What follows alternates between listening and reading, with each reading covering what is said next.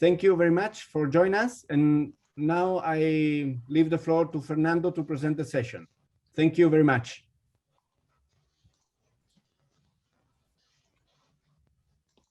Okay. Hello to everybody. I'm Fernando Pérez. I'm speaking from Chile. You know, I'm an architect, university professor, and currently the director of the Fine Art Museum in our country. And it is my great pleasure to welcome you all to our World Heritage 2021 debate on the thematic month dedicated to disasters and pandemics on World Heritage Sites. The debate has been organized by the Cultural Heritage Center from the Pontificia Universidad Católica de Chile, together with other institutions. And thank you very much to all of you, to the team, Humberto, Karen, Yolanda, and Hilter. Well, this is One World Seminar and focuses on how pandemics and natural social disasters have affected and continue affecting our World Heritage Sites. We will have more than 20 sessions. It's very ambitious, a collective effort that involved more than 100 people coming from the most remote areas of the globe. Seminar is sought as a contribution to the World Heritage Initiative with aims to heritage protection and conservation, to promoting knowledge as a base for heritage decision making, to also to promote good governance of the World Heritage Convention, and empower civil society role in heritage protection processes. So many thanks to the coordinators and each of the speakers of this session. They will share with us their knowledge and experience on different cases referred to the main concern of this seminar. Thank you again for this. So to complete this introduction, we will share with you a short video that briefly explains how disasters and pandemics affects and threatened World Heritage Sites. Please.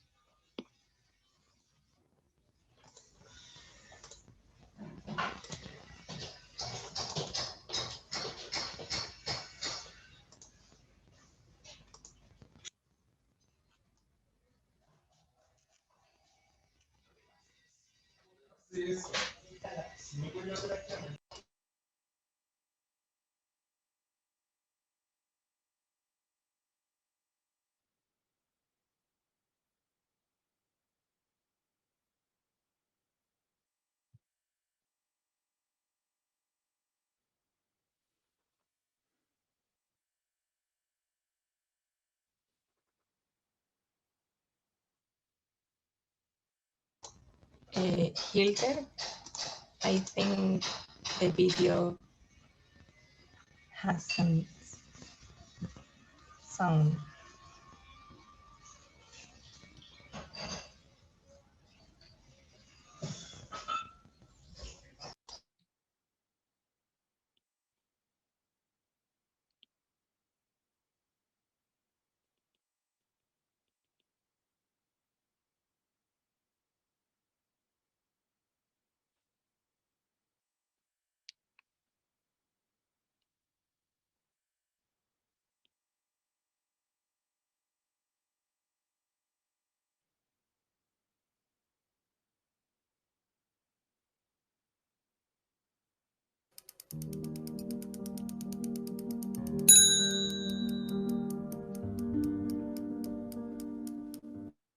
Recent disasters and an actual pandemic have exposed the fragility and vulnerability of our world heritage. These exceptional sites and pieces, which we would like to preserve for all humanity and future generations, do not exist in a segregated world. They belong to our social environment and our daily life. But at the same time, the World Heritage Sites are in danger. They are threatened by natural hazards that attempt against their existence. The pandemic has revealed their fragility and how much the human presence in them is vital and necessary for their survival. how can we protect them and at the same time give them life and new meanings? If we hope for a future for them, we should stop considering them only as beautiful objects or places, merchandise for the tourist industry, and fully integrate them into the social and cultural dynamics of daily life. We propose to promote a great discussion around the world on the risks and effects of disasters and pandemics on World Heritage Sites. We invite non-governmental organizations, academies, representatives of civil society and local governments to participate, to contribute with new proposals for public policies on the conservation and safeguarding of the cultural and natural heritage of humanity.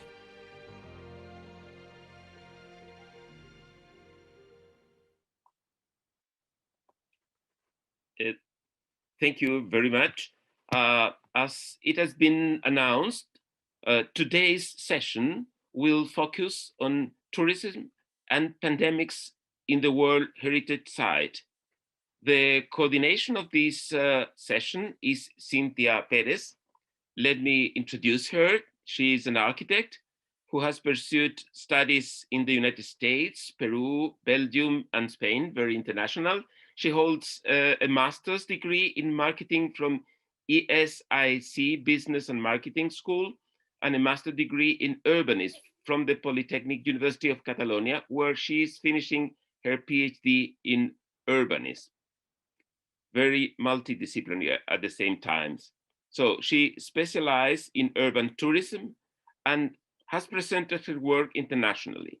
She has also co-authored articles, chapters, and papers about her study field. Members of the IHTT Institute of Habitat, Territory, and Tourism, Malaga, and particularly focused on the study of Barcelona's urban tourism. So Cynthia, thank you very much for this. The floor is yours. Thank you very much, Fernando, and welcome everyone. It's a little bit of a good morning, good evening, and good afternoon, depending on the part of the world. And I really wanted to warmly welcome you all to this event, Disasters and Pandemics webinar. Our session is titled Tourism and Pandemics in World Heritage Sites. And why is it important to talk about tourism? People that know me know that I'm always talking about tourism, but in this event actually give us like a moment to talk about tourism in a time frame that it's been so hectic and everybody's been trying to figure out what to do. You know, tourism has greatly evolved in the past years. It has beaten its own records and extending its own borders. Before COVID-19, the UNWTO reports always talk about continuous growth over tourism. And then in the last years, they've been talking about sustainability. Today, everybody talks about how to bring tourists back to the cities safely. Cities has passed from saturation to emptiness, challenging everything we thought we knew about tourism.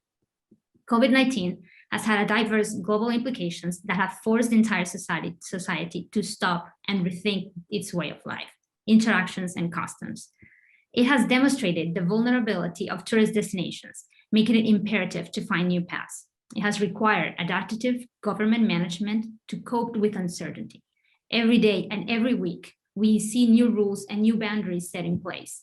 The absence of a roadmap has left a natural park or a remote town at the same starting point as a tourist city. To understand the impacts that COVID has had on our cities, especially in World Heritage Sites, today we have 6 presentations, one from each side of the globe. Each case study has its own challenges and strategies, and today we'll see all their singularities. Today we have 6 speakers. We have listed on the side.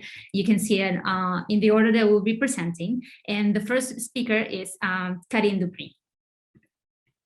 Karine is an architect and an urban designer, member of the Planning Institute of Australia, and an executive member of the Griffith Institute for Tourism. She's a researcher and an authority in social design, specifically investigating, testing, and optimizing design processes to make better, sustainable, and resilient cities and communities.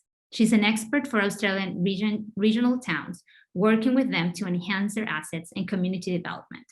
She's a member of the Accreditation Standing Panel the higher degree in research convener for the Engineering and Built Environmental School, and also a proud volunteer at Academics Without Borders. Karine today is going to share with us her presentation, Surviving or Thriving, a Matter of Perspective. Karine, the floor is all yours, and I think I have to share your presentation, right? Give me 1 second.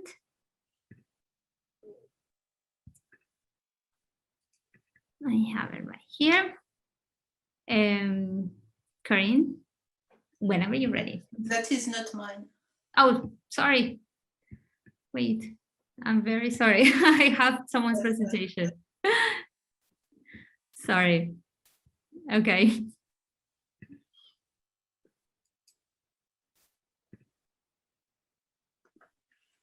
Now you see it? No. No? I need a moment. I will stop sharing the screen. Hold on. Wait. Yes? Yes. No? Oh, now you saw it for a second. Hold on. Yeah. 1 second. Only for a second. Only for a second. Okay.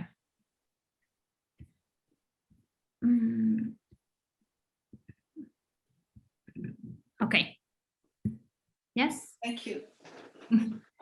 We minimize us. Okay. Yeah. So how do we do for changing the page? I just tell you to change the page? Yes. Or? Yeah, you will have to tell me. Yes. Okay. So first I would like to pay my respect to the First Nation peoples whose land I work and live on, to their elder past, present and emerging. And I would like to wish you all a very good evening from Australia.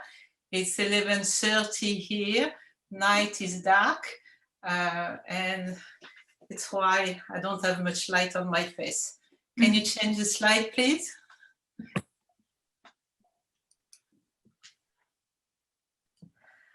So as you can see in the slide, most of Australia's World Heritage Sites are natural heritage and top tourism destination as well. But the ongoing closure of the country since March 2020 and the drastic control of the borders within each state have positively contributed to a small number of casualties. So far we have had only, it's still too much, but 910 people who died from COVID, while the drastic decline in tourism activities and jobs was reported. So focusing on two natural World Heritage sites, Guandanara Rainforest and Uluru Katachuja National Park, this presentation will explain how loss and regeneration are both two sides of the same coin, embodied by the pandemic and the subsequent implemented strategies. Next slide, please. So the COVID-19 pandemic has caused severe disruption to demand for tourism, both globally and in Australia. Specifically in Australia, the industry experienced a sudden halt in international visitation since the country has decided drastically to close all the border in March 2020. No one can come in, and still it's the same situation now, more than 1 year after. The second thing was the heavy restriction on domestic mobility. We were not allowed to go on other states and sometimes even in another city, depending where we had hotspot, depending where there were lockdowns. And the third element was the increased health and safety concerns that totally changed the industry tourism. So as a result, the Australia proactive management approach to the pandemic has played a key role in protecting actually domestic demand for tourism, because the general success in containing the virus has further improved the perception of safety for Australian tourism destination. However, the COVID impact on aviation were immediate and severe. They forced the industry to adapt quickly in the face of mass disruption. we had a 95% drop in the total number of domestic passengers since 1 year. And besides, all our primarily airline carriers, Qantas and Virgin, had to cut down more than 1,000 jobs. So there was a heavy toll for the aviation. Regarding accommodation, we lost the 41% international visitor who spend their night in our country. And regarding domestic overnight visit, it fell by 78% in June 2020 compared with June 2019. As a result, the current challenges include that business are now catering for a purely domestic tourism market. As I said before, we are still a closed country. No one can enter. Another challenge is about the sudden closure of international border, as I said, that has created a loss for all the tourism industry relying only on international visitors. And some part of the industry has completely lost tourism revenue due to lockdowns. For example, conference and convention were down by 99%, organized tour by 98%, gambling, entertainment by 98% as well, and so on. However, a certain amount of bounce back is expected, but because of social distancing requirements that Australia is really respecting strongly, and capacity constraints applied to venues, that present a new challenge. The other challenge is to adhere to the new national safety measures, which include, for example, contact tracing. Can you change the slide, please? So overall, the main strategy included a national strategy coordinated with each state, well supported by all stakeholders and by the population, safety and prevention first, and no distinction at all between World Heritage Site and any other tourism site. There were also local challenges on top of COVID that either existed before COVID or were added to COVID when COVID started. Next slide, please. So let's see how the strategy is translated in real life, and I will now present the two case studies.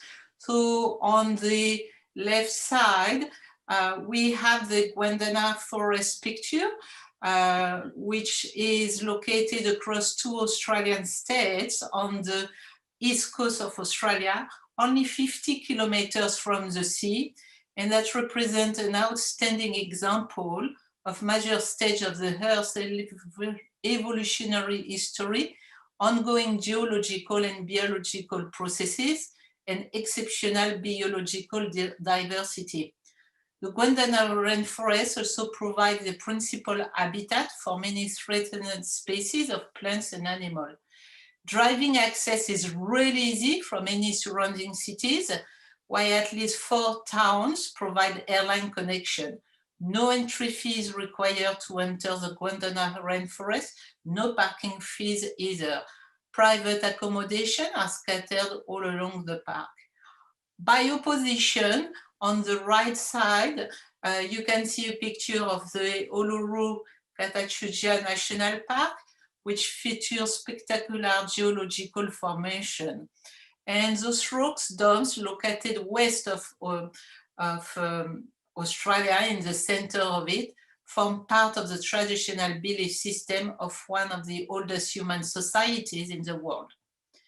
In contrast with the Guandana rainforest, this national park is in the middle of Australia, in the desert, and it requires either a very long drive or, in most cases, a long journey, including flight and drive.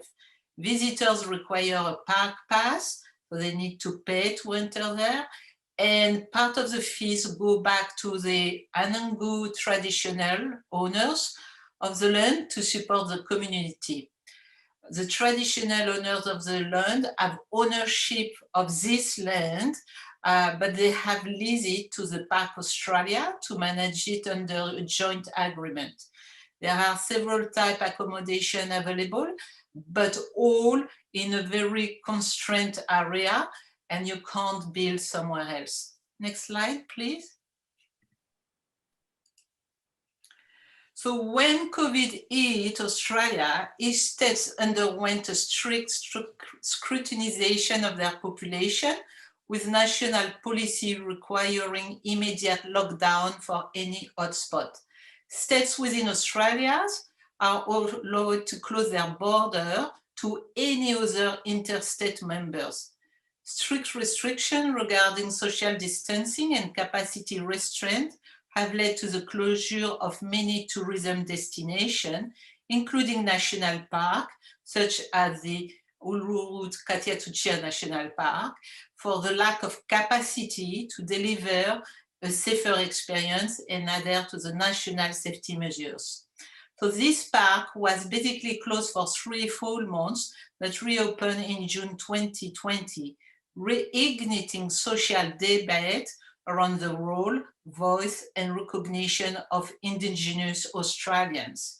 In this particular case, the Aboriginal community was very worried about virus transmission, but the government had given the green lights to reopen the park. Most interestingly, some domestic tourists who had planned to visit the park refused to go until the Aboriginal community will give their green lights as well. This means that a new form of solidarity emerged, not based on the traditional discourse recognizing Indigenous Australians, but on a relatable shared experience in regard to health issue, well, the pandemic. Next slide, please. At the same time, in Guandana Forest, during the terrible 2020 bushfires from September to January, more than 40% of the forest was burned. So that was actually just before COVID started. And in some places, the community had lost their biggest tourism employer, and first steps were taken for recovery when COVID hit the region. From a business perspective, it was terrible as it extended the period without visitors. Yet, from an environmental point of view, it brought some positive aspects, including a regeneration not impeded by visitors fascinated by dark tourism, infrastructure reconstruction not impeded by visitors, and community healing and recovery processed without the pressure or scrutiny of media and, again, tourists. Next slide, please. So, what does it mean? What happens in Australia regarding those two sites? Could we say surviving or thriving? I think this is really a matter of perspective. Because of the national strategy that was really well supported, we can say that overall in Australia, our communities are very thriving, and that the tourism facilities actually are also thriving from a, let's say, environmental aspect, because the loss of tourists meant the blue sky effect and meant quite a lot of positive regeneration for the environment. At the same time, the loss of tourist job was really a big disaster for all the conservation associations who relied on the income of the tourists to function. And that question actually is the way those conservation institutions are working. So it's really like a double sword. At the same time, as the Uluru example has shown, the solidarity based on a relatable shared experience has shown that actually one challenge totally changed an older challenge and the way to see it, and that might actually provide a new mindset about the Aboriginal or indigenous question in Australia. However, at the same time, the fact that the government did reinforce and undermine the community right by opening Uluru when the community, Aboriginal community didn't want to, still show that there is some problem to face. So I think that surviving and striving are both sides of the same coin, but there is definitely a resilience aspect that could be seen as an opportunity to address all issues and to move forward with the pandemic. Thank you very much. Thank you very much, Karine. I think when I saw the title of like surviving and thriving, really, it actually puts the point, you know, it's an opportunity for resilience to address, as you say, old issues and start looking into the future. Thank you. No, that's totally true with that. Thanks. I'll stop sharing my screen. You still see my screen? No.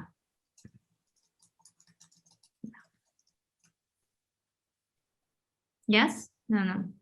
Karen? Do they still see you still see my screen? No. No. No? We are not okay. seeing. No. Okay. Well, the next presentation will be Isber Sabrine. Give me a second. Isber Sabrine is a Syrian archaeologist specialized in cultural heritage management. He has been involved in the protection of Syrian cultural heritage since the beginning of the conflict.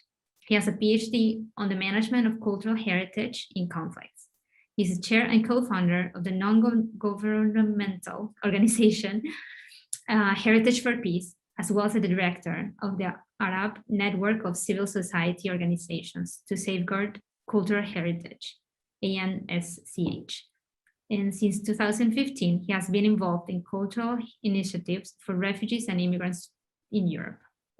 He is leading the URBinLAB initiative, which is a social project that works on using cultural heritage as a tool for intercultural dialogue with refugees and immigrants. Isber today is going to share with us his presentation, Heritage and COVID-19 in Conflicts, the Cyrene case. Isber, whenever you're ready. Thank you very much, Cynthia. And it's my pleasure to be with you all in this presentation. And yeah, so first of all, I am pleasant to give this presentation and to talk about cultural heritage and COVID in conflicts. And here, as I am presenting Africa, so I choose to talk about Cyrenaica, which is in a World Heritage Site in Libya. So actually, with the pandemic, we always started to discuss a lot about the situation of cultural heritage in Europe and in the United States and in developed countries, but always the countries which are like suffering conflicts and disasters were a little bit so far from our discussion in the war, in the heritage, in the heritage organization. So therefore, in the last year, we worked to think and to consider what we can do in order to support countries in conflict with the pandemic, especially how we can create tools, and within these tools we can support them on the management of heritage and during the pandemic, because these countries besides their big sufferance with conflict, they started to suffer with pandemic, and which is another sufferness. It's not like in the actual and normal sufferance of the other countries. So in this presentation, I would like to give a little bit idea about what we are doing about Cyrenaica, the situation in Libya, and a case study about heritage and COVID in conflict. So a little bit, just a very fast presentation about who we are. Heritage for Peace is an international group of heritage workers who believe that cultural heritage is a common ground for dialogue and tool to build peace. Our mission is to support heritage workers indifferent of citizenships or religion as they work towards the protection of cultural heritage for future generations.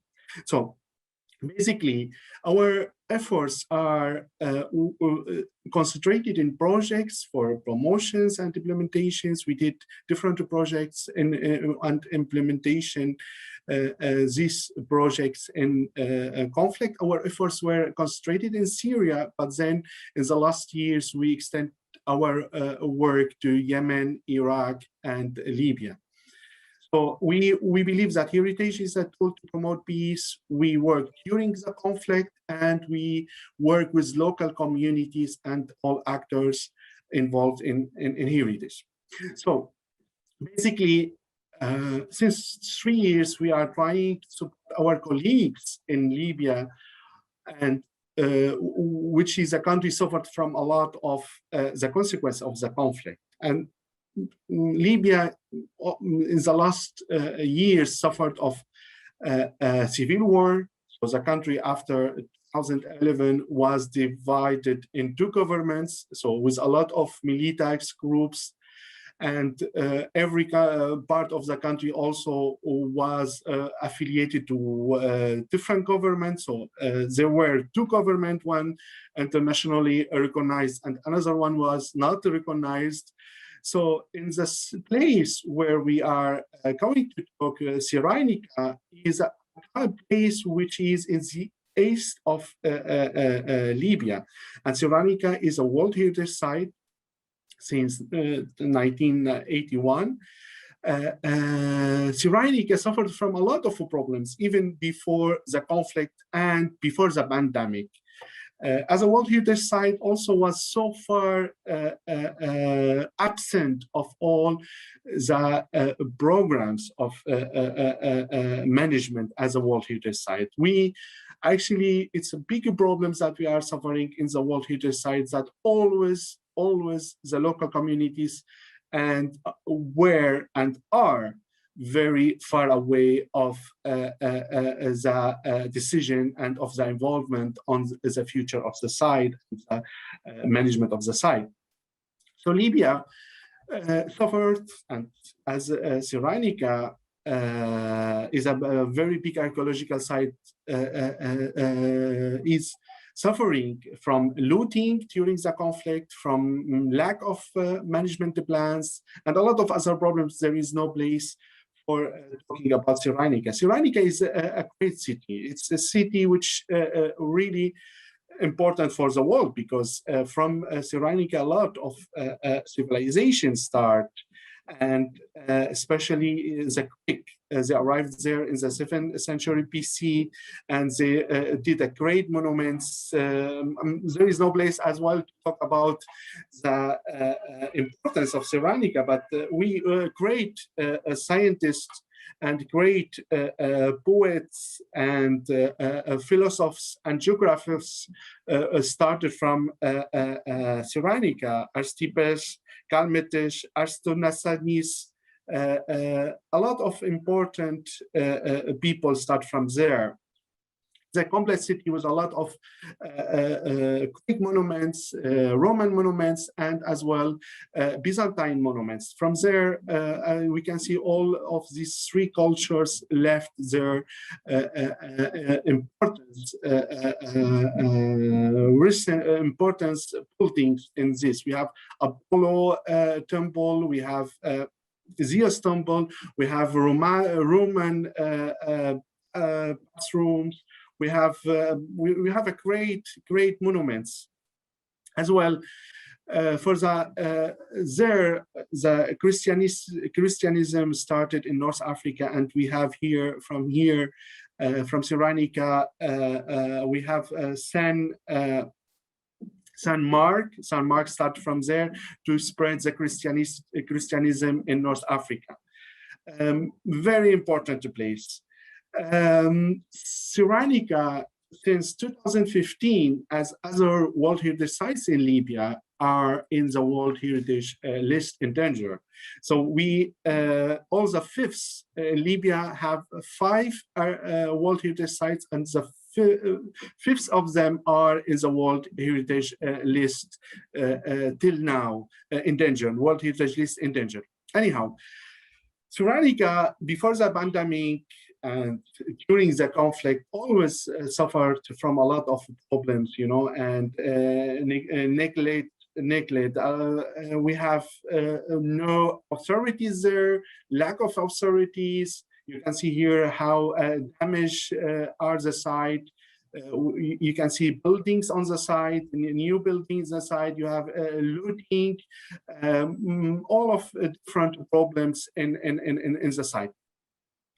So, yeah, actually, this is a context of World Heritage Site in conflict and during the pandemic. We ask ourselves what we can do to help our colleagues in these countries. So this guidelines was a great opportunity for us to to create a tool which will be helpful for our colleagues in these countries. This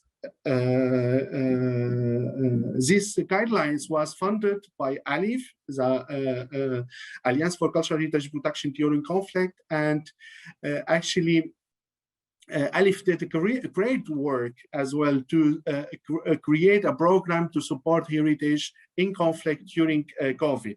And a lot of beneficiaries from Libya, Syria, Iraq, Yemen started to get grants for this projects. So our guidelines is including 3 parts: the heritage part, the country overview part, and the basic digital tool part. So in all of these parts, we speak about concrete recommendations to work on the protection of heritage during the pandemic in the context of the countries in conflict. So I will send later in chat our guidelines, so you can have a look to it. It is in English and in Arabic.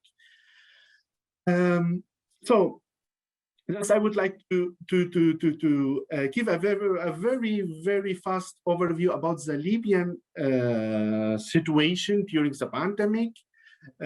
And by the way, this work was also a great effort from a team of several people. They are here mentioned: René Deigler, Elizabeth Bornis, Yildiz Hallab, Mahmoud Barakat.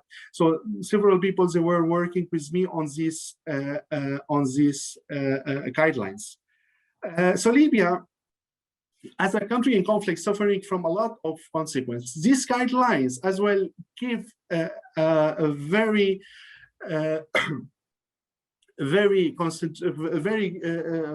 clear idea about the situation of the pandemic in these countries. So we did analysis of the health situation. We did analysis of also the problems in the country, political problems. We did analysis to also doing surveys with people who are working on heritage in these countries.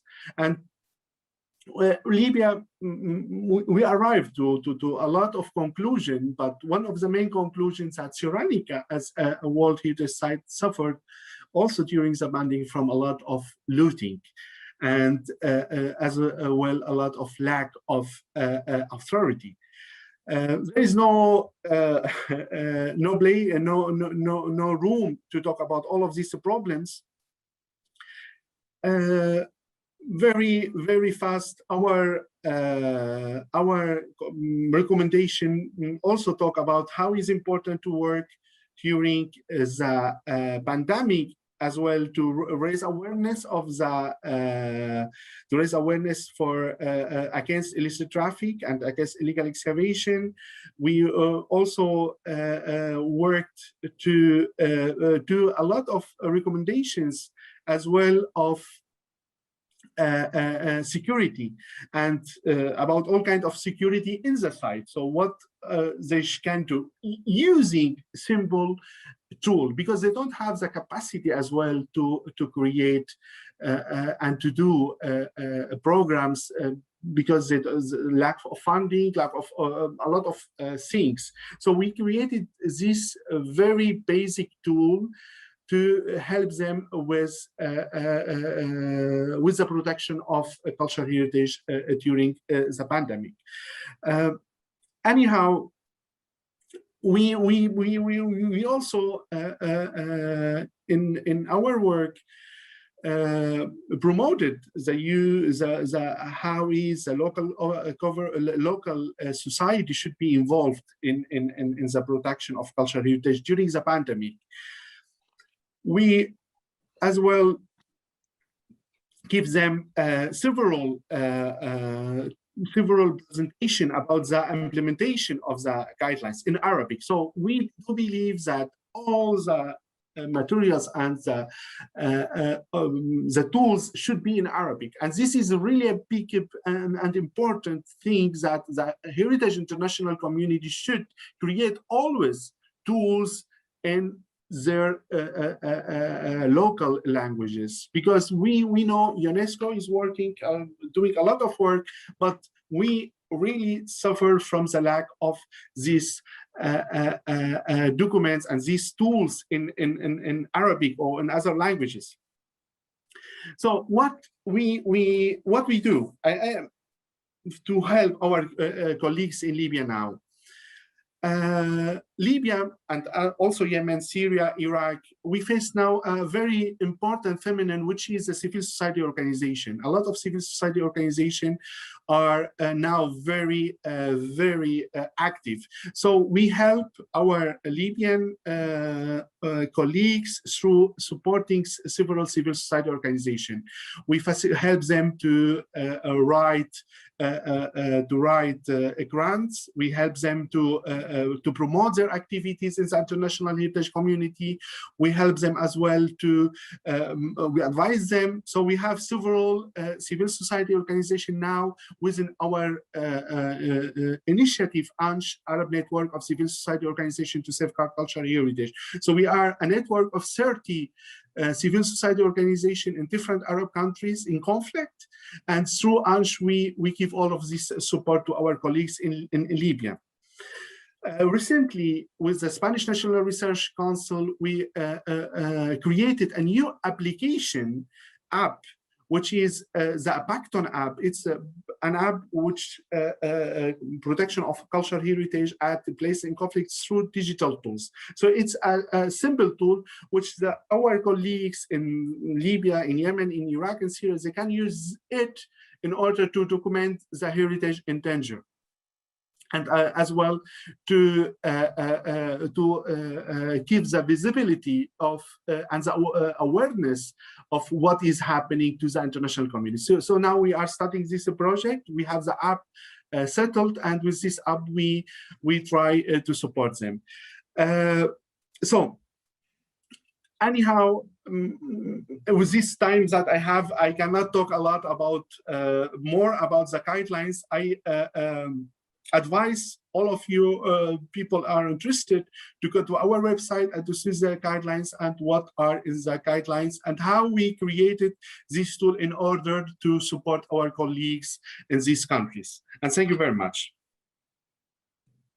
Thank you very much, Isber. I think the part when you start talking about the app, we would love to see like some images and know how at the end people will actually be able to, you know, record how certain heritage places could be endangered and have like a in moment, you know, feedback of that. That would be really interesting to see. Thank you. Thank you for your presentation. Thank you very much. I just would like to share the link of the guidelines, so everyone who is interested can get yes, you can put guidelines. it on the chat. Yes, will be perfect. Well, and our next presentation will be Alessia Allegri. Gilbert, will you, Hilda, sorry, I changed your name. Will you able to get the video? Yes. No? Hilda? Yeah, I sent to you. Just check on your mail. No, Alessia, I have it, but Hilda, I thought he was going to do it. Ah, you were not speaking with me. Okay, sorry. No, it's okay. If not, I will download. One moment, please. I can start introducing her, Alessia, if that's okay. Well, Alessia Allegri is an architect from the School of Architecture of Architecture Polytechnic of Milan.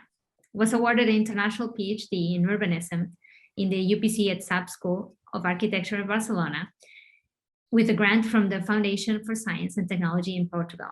In 2014, she was a postdoctoral fellow at the Faculty of Architecture, Urbanism and Design, Federal University of Uberlândia.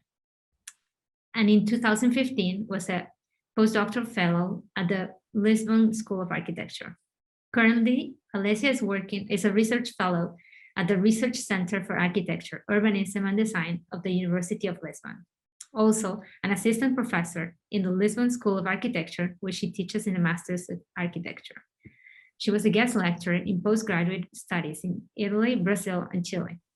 She is an author of several national and international conference presentations and publications, and co-founder of the research group URBinLAB, Urbanism and Territorial Dynamics.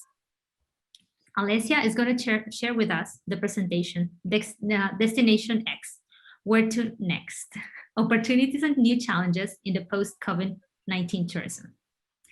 Alessia, thank you very much for being here. Hilda, whenever you're ready.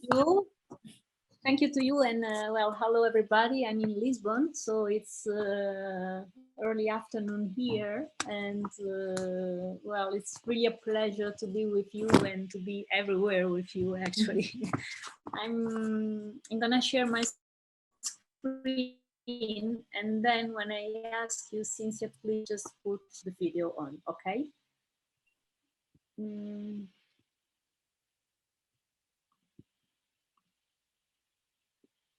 Here, okay.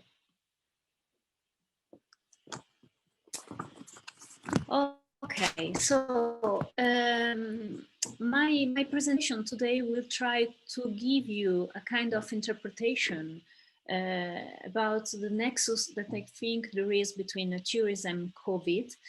And well, actually, more specifically, I will try to discuss or reflect with you the relationship that there is between the pandemic, the over-tourism, and the current global tourism crisis that we are all living. At the end of the presentation, I will try to give you a very brief explanation or reflection about tourism post-COVID, envisioning strategies to boost this sector at a local level, considering the opportunities and the new challenges presented by the pandemic. And maybe I need to do a small clarification here. However, of course, however, tourism is suffering today a very, very big crisis, probably the biggest ever. I think that the constraints that are imposed by the COVID-19 pandemic have stressed the importance of the tourism as well as its excesses. So from a more optimistic point of view, COVID-19 crisis has caused a swift adoption of processes from which tourism can benefit and above all, through which to redefine itself. So somehow I see the pandemic as an opportunity. Of course, it's a very bad thing, but it is also an opportunity. Okay. So first of all, I'm an architect, so my most concerning is about the space and the production of the space. And just to contextualize myself, my main subject, my main topic of research is the city. And the city for me is not a static condition, but it is a dynamic space where the people experience things. The people can experience the space they live. And of course, they do this in their own steps, forms, eyes, velocity, and above all, according to its own cultural context, also made up of traditions and identities and values. Of course, the experience of the city depends on, and it is shaped by, the physical space where the experiences take place. So, and now, let's go to the theories. Let's just make this jump and then let's talk about tourism and pandemic. So according to what I was just saying, tourism, or the experience of tourism, influences and is influenced by the physical space. Now there is this vector more, this more important topic that is added to the double, to the couple tourism physical space, that is the COVID pandemic.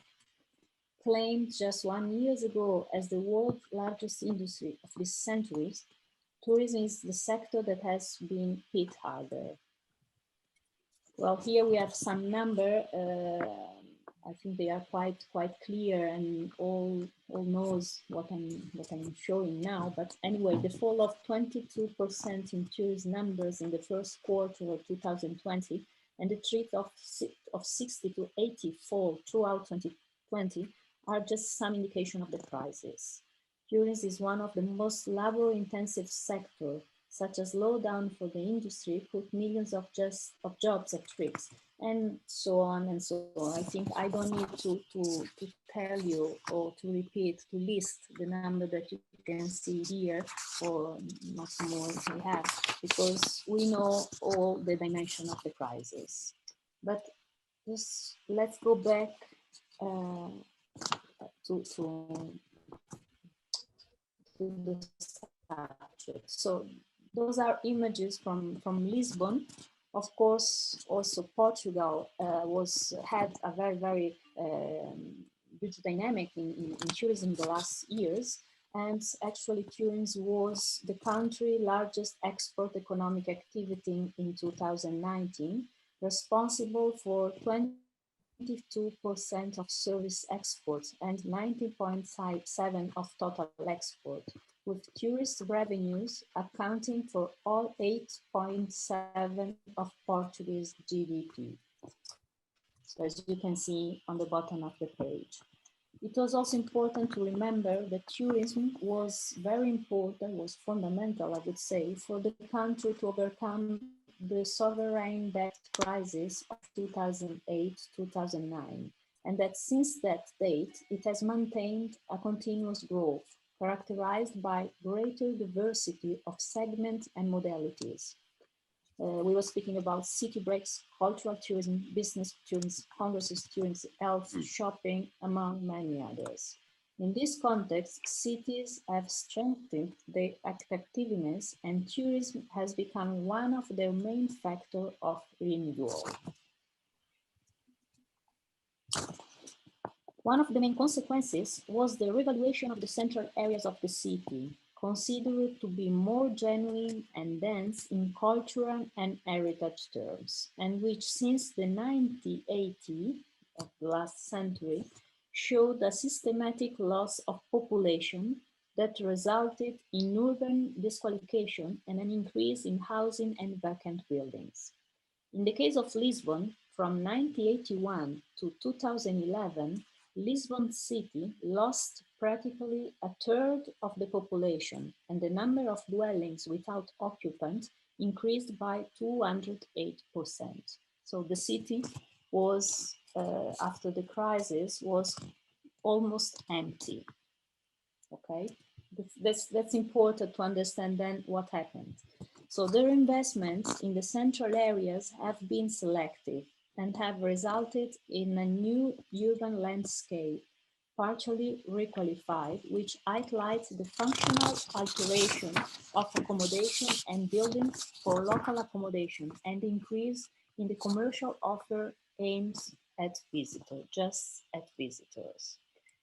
It happened what we call touristification. Well, touristification is a kind of gentrification that consists in the transformation of popular and working class neighborhoods of the inner city in consumption places with just entertainment proliferation and tourism sites, so that the recreation and the leisure begin to gradually replace the residual and commercial traditional functions, emptying the neighborhood of the original population and replacing the old inhabitant, but with temporary inhabitants, the tourists. So Lisbon was empty, tourists came, and the gentrification happened, but not changing the class of the people, but changing with tourists. So again, was empty because tourists are not real residents in a place, right?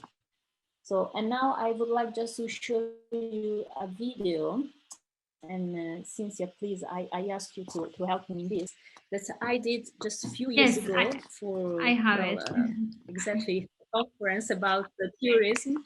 Okay, and that was Lisbon before the pandemic. Okay, you can go. Okay.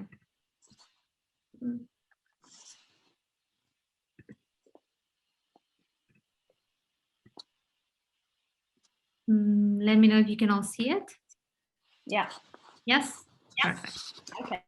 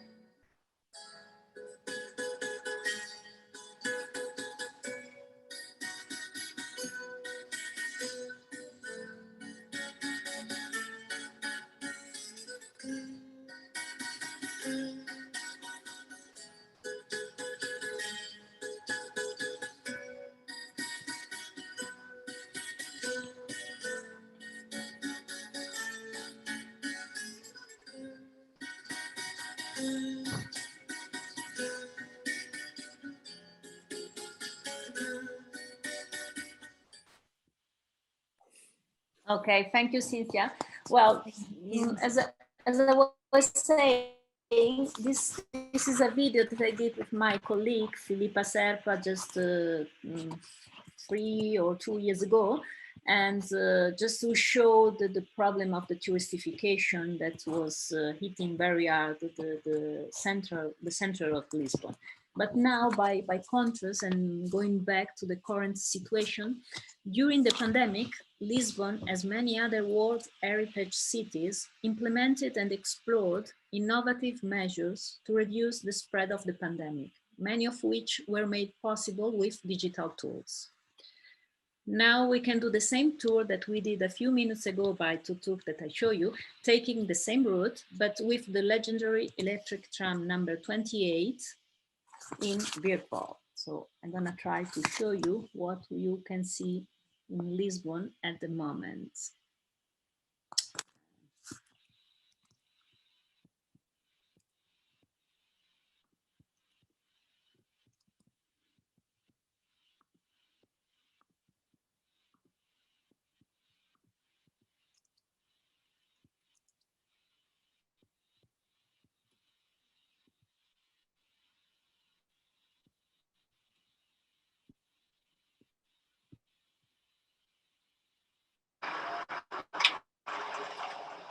So this is one of the possibilities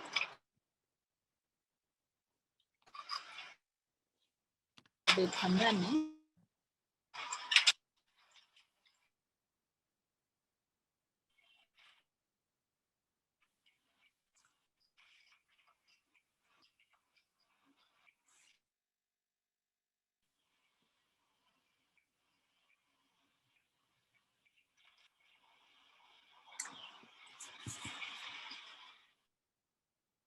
Same streets that you saw before.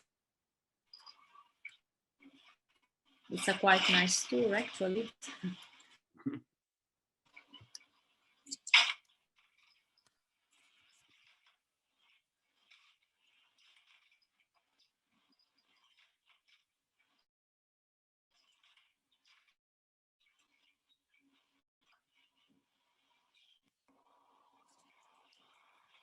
Okay, or at the same time,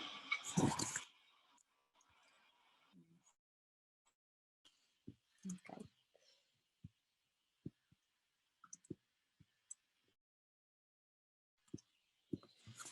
At the same time, the simultaneous closure of the cultural sector and home isolation of much of the public led to amplified desire for people to obtain access to and take comfort from culture, right at the moment when it was least accessible to them. Many cultural sector, organization and individual artists turned to provide online activities from social media to virtual reality as a way to continue fulfilling their organizational mission and obtain or retain an audience. So now, for example, we can visit the wonderful Palace of Sintra throughout the Google Art application, like this one. So it's just during the app. Or, for example,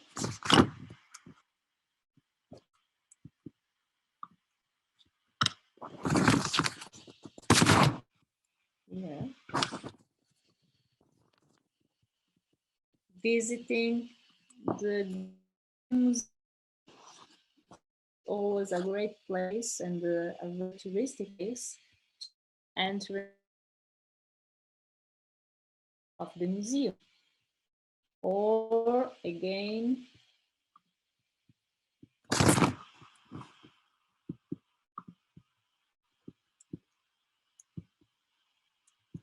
having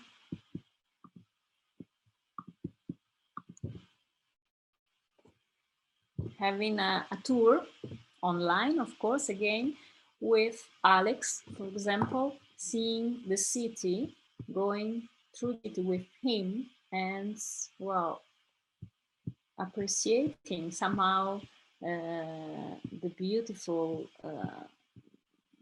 urban space that we have. Actually, I was curious and I went to see all the reviews, and the reviews are amazing because it looks like that the people went there really physically. It's quite real, the effect. Well, I could go on with many other virtual reality shows here, but I think we got the point. So what's, and now I go back to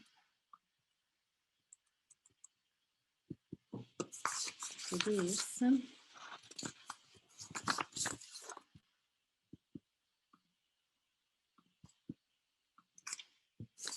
So several institutions, public institutions, they did this online shows, but also individual artists of all kinds offered performances via their personal account from their home, singing covers, performing live book, poetry readings, sharing their artistic process and draft, or creatively live streaming themselves, doing both creative and everyday activities. Equally, many publishers relaxed restriction on the digital distribution of their copyright works, and many of them were illustrated or drawing work about tourism places. And now,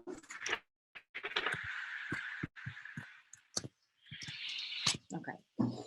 So going back to my previous scheme, tourism is one of the sectors that worldwide is most affected by COVID. However, tourism is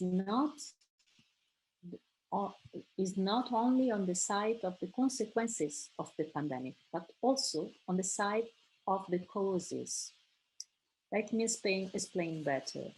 A virus without a cell to take it in is vulnerable and cannot do anything. Therefore, SARS-CoV-2 does not operate in isolation.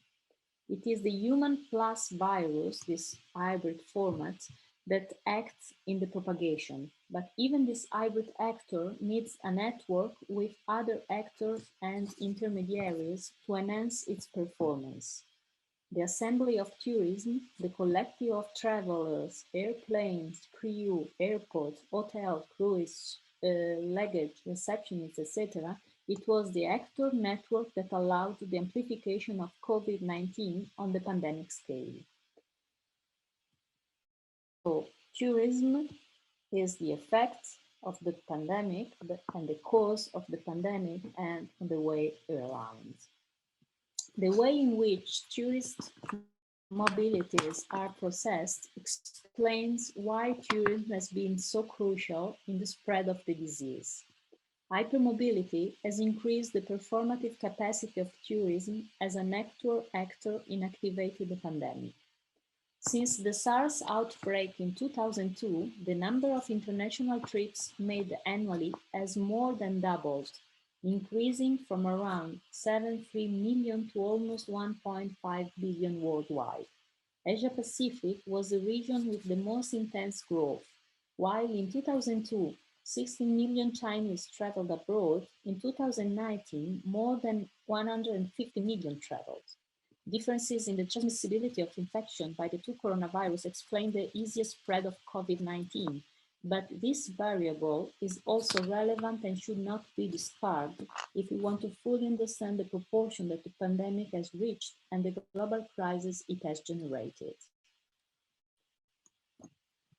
Well, this is a slide that, this one and the next one, that I used exactly 1.5 years ago in a presentation in Venice about tourism, and just to understand this hypermobility, we have the number here again. Venice was visited by 1.1 million of tourists in 1951, and now they are more than 27 million. And this is Lisbon. Lisbon was visited by 80.5 million, and in 3 years ago, before COVID. So of course, the acceleration of the global tourism flow is a cause and it's an effect of the pandemic. I find here a link between the pandemic and over-tourism. It may seem strange when at the time of speaking, what is observed is a lack of tourists. However, over-tourism is not overcrowding. It is a broader concept that aims to describe an excessive growth in tourism that generates negative externalities. Environmental damage, injustices, and deprivation in access to resources, a decrease in the well-being of population. Over-tourism has been used mostly to describe specific critical situations in specific territories, but I believe that it can be used in a broader and more universal sense, and it is in this sense that I want to use it here. to designate a tourist growth that globally, if it continued at the same rate it was growing, and with the well-known environmental pressure that it was putting on the planet, it was clearly extreme. So the pandemic will be, to some extent, also a result of this global over-tourism. Excessive dependence on tourism and tourist economy is also an expression of over-tourism. Territories where this dependencies is most high, most vulnerable are now more facing the crisis. This is the case in many countries of Southern Europe and of the Mediterranean, and of course is also the case of Portugal. Then more dispersed, less visible, there are communities of people there that have abandoned the traditional lifestyles in recent years to become involved in tourism, like ecotourism, natural tourism, ethnic tourism, and who now find themselves deprived of this means of survival. Although for reasons that are not certainly happy, exceptional conditions are created for a renewed and recalibrated tourism to emerge. What I think we need is a lighter tourism, so less tourists, perhaps a slower tourism, longer travel, longer stays, and certainly a closer tourism, domestic tourism, short distances, and less dependent on air transport. In fact, this is what will happen and what is happening now temporarily, as long as mobility restrictions are maintained. The possibility of this recalibrated tourism taking place as a future trend will depend on the strength that exists to cut with the past and decide to follow a path of greater sustainability, assuming the costs of resizing the sector. The alternative to this will be the undesirable narrative of the retake past experiences show that crises carry great risk of triggering aggressive wave or returning to business as usual, which is in fact to radicalize the predatory expected role, sacrificing the quality of business to profit and results, employment, social justice, and the health of the planet. I think this is the right moment to choose in which direction we want to go. And thank you very much.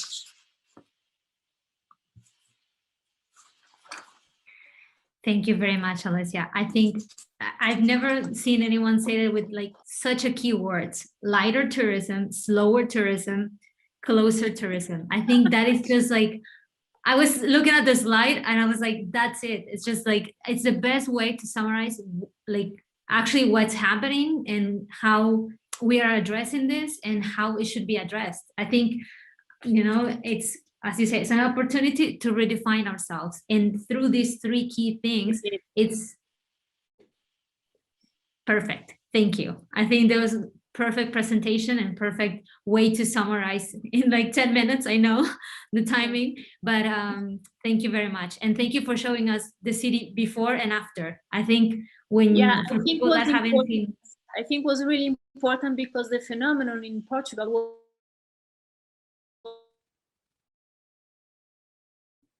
was really, really heavy. I mean, too much. Mm-hmm. That's why then I think that we have to go to the slower and to the closer and to the lighter. Yes, totally agree with you. Thank you very much. It was a perfect presentation. Thank you. Our next presentation will be done by María Augusta Orellana Alvear. María Augusta is an engineer in tourism. She obtained her first master's degree in land management from the University of Cuenca. She also achieved the second master's degree in public administration with mention in community development from the University of Yonsei in South Korea. She has received international awards in recognition for her research work, linking tourism with planning and land management. She has 10 years of experience in the tourism sector. She was advisor and coordinator of the updated tourism plan for Cuenca 2020 to 2024, and worked as a consultant in the tourism plan for Cuenca in 2016 to 2021. the perfect timing for the tourism plan, I have to say. Maria Augusta is going to share with us the presentation, Strategies of a World Heritage Intermediate City, the case of Cuenca, Ecuador. I will put her presentation because I have it. Give me 1 second. Thank you, Cynthia. Hola. Hi, everyone. It's a pleasure to talk from here, from my city, Cuenca. Always, you are welcome to visit us since right now. And okay, so let's talk about a little bit about my city, their strategies that we have. And great. I have it already. Strategies of a World Heritage Intermediate City. It's important to know that Cuenca, Ecuador is an intermediate city. So let's check the next. Some generalities. We are located in South America, 2,500 meters above the sea level. We live in an eternal spring. We have around 700 inhabitants, and our World Heritage is the historic center of Santa Ana de los Ríos de Cuenca. So the historic center of nearly 200 hectares is made up of the oldest residential area. You have the web link of the tourism site, so you can check a little bit more. Cynthia, can you help me with a click? Just one click. Great. So you can check what an influencer helped us to do it. It's important to say that influencers now work really hard to show out our city. So in the next slide, we will check a little bit of background. Here you are watching as the Ordóñez house is part of our heritage. So I know that many of you are architects. So I try to show most of the architectonical landscapes. So it's important to say that we have the local government, the Historic Areas Department, was working in the public space reactivation plan, a special plan for historic center of Cuenca before the pandemic. And the Tourist Bureau decided to actualize the tourist plan for Cuenca. Why this is important? Because the public space reactivation tried to bring out the people from the houses and enjoy the public space. So some activities were decided to implement it, then the people can enjoy that spaces and make it the city more enjoyable than before. So in the next background, the next slide. So here you can see a picture that was taken during the pandemic. So the main tourist node was, and right now is still, the historic center. So where is our heritage? And the emergency state lasted almost 2 months, and it started in March 2020. So it was the great opportunity for many people to take that kind of pictures that show how our World Heritage is. The many private tourist companies were in crisis during this pandemic because most of them are located in this core, the core of the city, the historical center. So hotels and restaurants have to deal with this situation. And of course, as you know, the historic centers should keep the aesthetic or the design, the architecture. So we cannot change anything, but it was the great moment for to be innovative. And one part of that, what challenge take it the Tourist Bureau, the tourist organization, because they knew it, we knew it, that it was a big challenge to work with these enterprises that were in crisis. So in the next step, in the next slide, I will talk more about our strategies. As you can see some pictures, I decided to put some pictures here because first I would talk about 3 pillars, 3 important pillars that you already, in this space already talks about these pillars, but I will resume what we did. So the first pillar was, one team was working hard in research they research how was the protocols should apply, or how the protocols should apply in the city. And during this period of time, in the second pillar, the marketing department was working to create a badge. This badge, the name still is Biosafety and Sustainable City. So all the enterprises who achieve the implementation of that protocols of biosafety, they got that badge. It makes it immediately to the people be more comfortable and to understand that it is a confident place where they can join. Please remember that all of these, most of these ones were located in the historic center. So in the third pillar, during this was working, and the marketing department was also working in to remember the people that the first tourist is the citizen. They're trying to pump the social network with many strategies about come visit Cuenca, we will go back soon, and show all these amazing pictures. In another part, the restaurants, the hotels try to be innovative. Most of them must to close, but others try to be innovative. And you know that many countries already had the rooftops, but here in the city was something new. So the citizens gain the attention to go back to the center, the historic center. In the third pillar, we had the update of the plan, the tourist plan.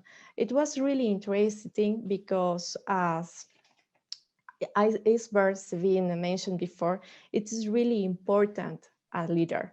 So the leader of our organization took a big decision. We have to suspend or we have to continue the tourist plan. And we took like a risk as an opportunity, as Alessia mentioned before. So we decided to continue with that actualization, with that updating, because it was important to know that the pandemic is a risk, of course, an anthropic risk, but nothing was going to change. All the architecture was there, so we have to take the best of them. So in the next slide, Cynthia, please. Mm-hmm. In the next slide, I will talk a little bit more about that plan, what we did. So we have around like 13 workshops with all the stakeholders. We summarize, we also bring the academic to work with us. We work with the different departments of the local government. We try to ask many citizens, some representatives from these stakeholders. It was a big and hard work with all of the stakeholders, because all that information, we use some softwares like Atlas T and ArcGIS to put it and to take it in reality, what exactly was the decision, or what they see, or what they want about tourism after pandemic. In this example, I put some maps that we work with the academic and we work inside. So that period of time in this pandemic helped us to visualize what was our problem or real problems in the World Heritage. So in the parallel, we also work with scientific papers. So we knew it, that this pandemic was nothing new for us. In other countries, they already fight about pandemics like Korea, like Brazil. So we try to find that papers to move our attention to what was the strategies and to implement it in our project and future programs. So after that, we worked again with a group of experts. It was a multidisciplinary experts. So they bring us some ideas and some experiences since their specialist view, so we can apply this in a public policy. And to summarize this slide, most of this was a qualitative research. And the challenge was to bring the academic, the expertise, the experience, and what was that World Tourism Organization looking for to bring to a public policy and to face the COVID-19. So in the next, please, Cynthia. The next is our public policy. This is the picture that you are watching is a flower park that we have. It is really amazing because it was before, and as you can see right now, after pandemic, during pandemic, we can get the same picture. So it is amazing because you can enjoy the place. So the public policy was to develop a safe and sustainable tourism in the local economy and in accordance with the social welfare. Why we decide to build this public policy?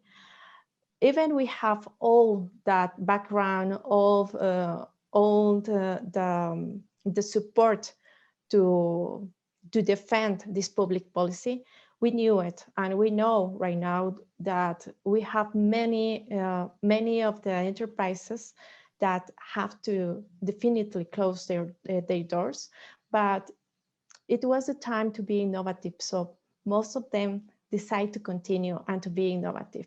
So most of them, again, they decide to support themselves in social media. Now we can see them, and the tourism organization also were focused in social media. So our Instagram or different medias are a boom that the new strategies of tourism. In conclusion, the next slide. In conclusion, so we use all possible tools that allow us to project traveler behavior. As you can see, academic papers, the academics, some stakeholders, research, all of that help us to project the traveler behavior. So we knew it that most of them were going to will decide to go to natural areas. So we try to focus again to the historic center and complement it with natural areas. So it was one of the big challenges, and we notice right now that it still works. The second is sustain the local economy through the marketing strategies to attract local and travelers. The Tourism Bureau is a really important stakeholder in here, because with all kinds of strategies of social media, they always try to show that we are a biosafety sustainable city. So you can travel here because all the locals, all the enterprises are working hard to achieve these protocols and to implement these protocols.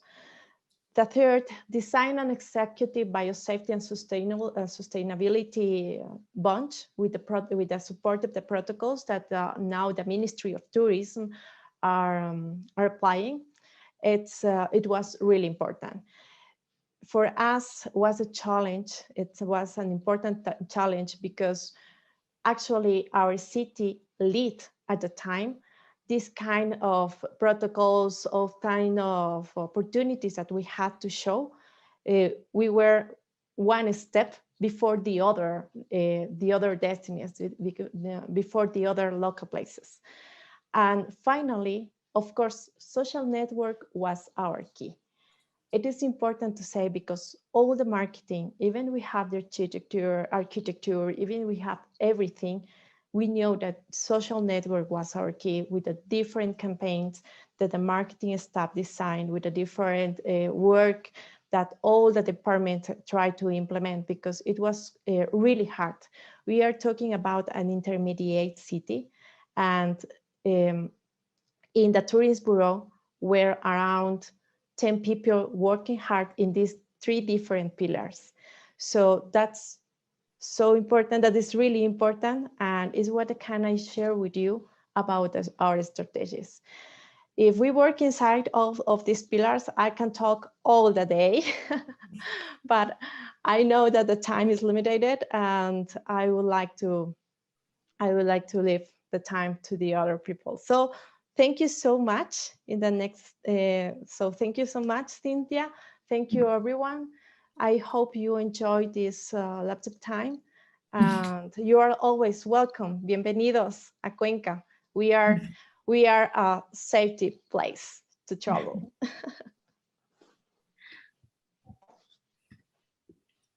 Thank you, María Eugenia. I think the presentation is great. I think you've said something that normally everybody, well, in the past years, when we talk about tourism, we always think that marketing and influencers have done more damage than good. And you actually propose something that is totally a look back. It's kind of like, well, nowadays, can we actually take advantage of marketing and tourism and influencers to actually promote the type of tourism that we want? Not like any tourism, actually is to promote the tourism you want, because you said we saw that we had a projected traveler. We saw that people would like to embrace nature. So we wanted to go to that type of tourist. So we actually aimed for that tourist. And I think that's a very interesting thing. I'll save that for my question for the next, for all of the presentators, because I think it will be interesting to know what the projected traveler that each city had, you know. We'll see. Thank you. Gracias. Thank you. Wait.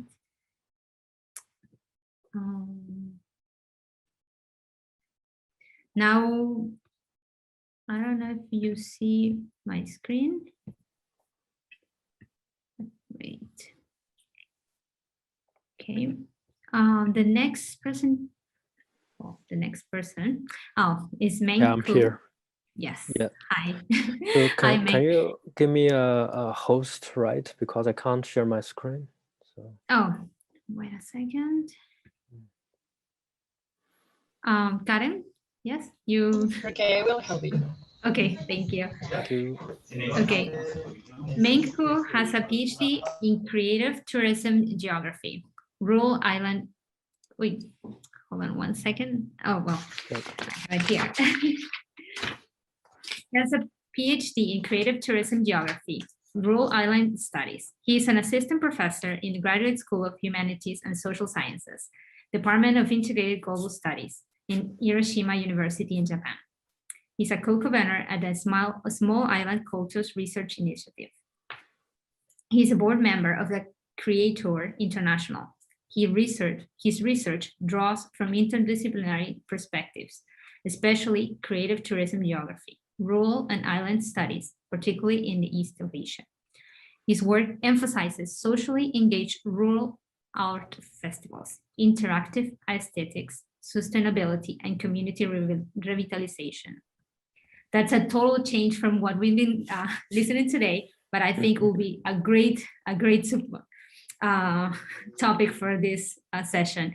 Meng is going to share with us his presentation, Rural Art Tourism Revitalization and Creative Social Resilience Under COVID Impact.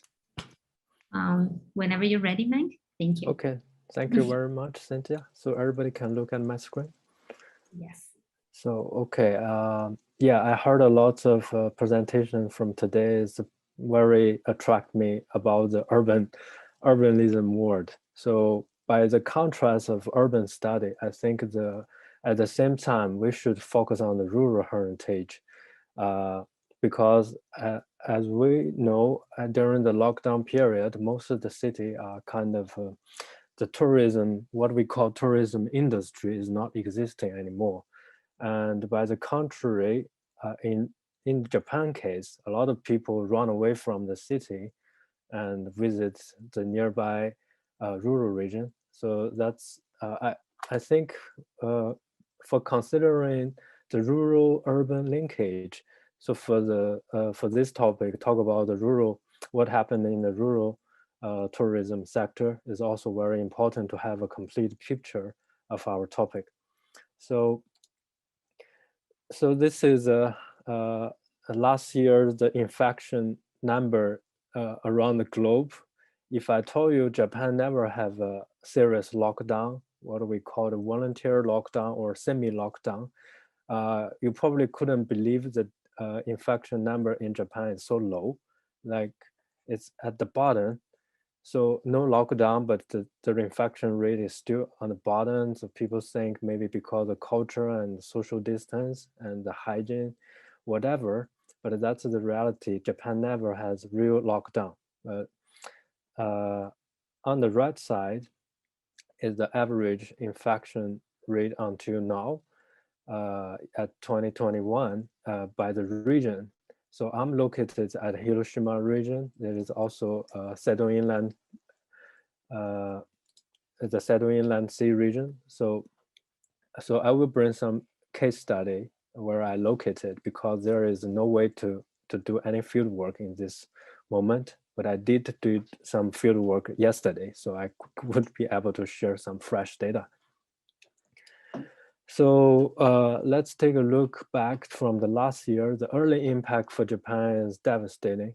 More than half of the hotel industry bankrupt. So or also it's in terms of non-hotel business, there for the statistic from this year shows the restaurant is suffered a lot, like more than 1,000 case. The business type restaurant is the #1 case, especially in the mega city area, Osaka, Tokyo, especially. So therefore, from last year, the Japanese government launched what we call the Go-To campaign, as a Go-To travel campaign, eat campaign, event campaign, shopping street campaign. They basically support all tourism industry from many different ways. But there is a dilemma. On one hand, government really want to sustain the tourism business, but at the other hand, some regions the cases keep increasing. So there is a, for example, like last summer, there is the government already launched the campaign, millions of coupons and kind of a booking by the tourists already started, but at certain point they have to cancel it because keep increasing infection rate. Therefore, this campaign is also joked by people. It's called the Go To Die campaign. So at the same time they want to travel, at the same time they want to save the tourism industry, but at the other hand they don't want to get the virus. So it's a really difficult decision for all the destinations. So, but one topic that extremely attract me is the big tourism business is facing the bankrupt, but the smaller companies shows more resilience under the COVID. So in the data shows only 10% are really shut down the business, but compared with the global data, the 26%. So Japan still shows a little bit better in terms of small. So if small means more resilient, what about the heritage side in rural context? I would like to compare this transition before and after the pandemic. So this is a World Heritage Site in Japan. As I mentioned, in the Setouchi region, especially in Hiroshima, we have only 2 World Heritage, which is, in terms of island, is only Miyajima Island. But Miyajima Island currently under renovation during the COVID period. So there is no very interesting funding from the World Heritage Site. But however, today I will show some of my case study in terms of interesting island with tourism. So my case study is not a World Heritage. Instead, it's a Japan Heritage Site. It's a small port community is called Mitalai. But at the same time, let's also look at the west part of Seto Inland Sea and the east part of Seto Inland Sea. In the east side, they have 12 very famous art islands revitalized by the art festivals. Those islands are not cities, they are rural islands and facing serious depopulation issues. So, which means it's kind of a disaster in terms of not enough human resources to sustain the community. So a few decades later, those communities probably, if we don't do anything with them, they will disappear from the map forever. So why I choose this case study to share, because it's, as I mentioned, it's not a World Heritage, but it's Japan Heritage. It's a historical site from 16th century. But the interesting thing, the population is only 200 people left. but before they had 1,000 population during their peak. And then the nearby island also become a UNESCO memory of the world because in the past, the Korean ambassador sailing from Busan, Shimonoseki, and passing here and stop here because it's kind of connected with a heritage site and tourism. So this is the little bit background about my case study site. As we can see, the more than half the population are pension population, which is more than 65 years old. And among those 6-7%, half of them are more than 80 years old. So normally you can't see any people, this kind of lively atmosphere on the street is full of elderly people. And the local always complain there's not enough of everything. No people, no tourists, and no effort to attract tourists, not even enough immigrants to come here to sustain the tourism. So I did two previous research focused on this community. One research I focused on the creative events, like new type of art festival to try to revitalize the heritage site. And another research I try to focus on the creative immigrants, especially those immigrants create tourism business, how their power and network help to enhance the community. So I'm not only research, I also help this town as a volunteer, also promote local events and joining their social activity to sustain their local festivals. Also, I did some exhibition to promote this town outside the island in the nearby city. So back to our topic of COVID. At the beginning May, when Japan facing the first wave of COVID-19, but now is already the fourth wave. So at that time, everything shut down. The whole island tourism stops until the summer. So in more or less half year, the island is automatically shut down with no tourism. So during this time, the local newcomers, those creative entrepreneurs, they decide to launch some series of webinars to promote their community, to basically introduce their life, even with foreigners, some foreigner immigrants to those islands. So they also organize event, maybe they can't really attract tourists, but they want to attract some people considered to move out of the city to the island. So this is very interesting. So the online network. So after that, after those online activity, because this is a town really facing the human resources, there is no enough young people to help the tourism. So therefore, they don't really have a tour guide. But during the pandemic, they really worry about the infection and nobody really willing to be the tour guide. So they decide to do a crowdfunding project to crowdfund a technological invention. It's called the tour guide device. So basically they did it and they got basically $3,000 to launch this project. So this is what the local business did at last year. In this year, this is the photo of yesterday. So I've been there from 2017 until now. I go there every year, but I never see so many tourists like now. Basically yesterday, the parking lot is already full. I can't even find a place for parking. I'm surprising the people is not only come here to see the townscape, the Edo period historical street, but also people do anything they can imagine, like fishing, cycling, and also just sitting around without doing anything. They don't they don't want to really stay in the city. So therefore, during the COVID period, the rural side really got more tourists than usual. Usually they don't have tourists, not really the issue of under-tourism. There is no tourism. So suddenly they have enough tourism to sustain their business, but they also facing a certain kind of challenges. So under this kind of background, the few business, they decide to allow the locals stay inside of their shop, but the tourists cannot go inside the shop. They have a certain area. Like this picture said, we are really apologize. This area is only belongs to local resident. So the tourists either can take away their food or sitting outside and enjoy the townscape. So I think this is a very smart strategy to maintain a balance, because in terms of a lot of tourism destinations, they only talk about how tourism can grow, how economy can grow. But in this case, if the community cannot sustain, there is no tourism for future.